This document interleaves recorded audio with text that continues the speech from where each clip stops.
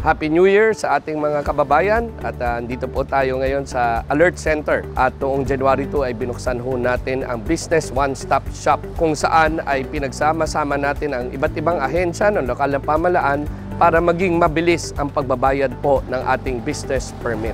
Gaya ng Bureau of Fire Protection, Office of the Building Official at Business Permit and Licensing Office. Kung hindi naman po kayo makakapunta dito sa Alert Center, ay meron din po tayong Business One-Stop Shop sa mga sumusunod na 3S Center. 3S Center Ugong, 3S Center Punturin, 3S Center Karuhatan, 3S Center Genti de Leon, 3S Center Marulas at 3S Center Kanumay West.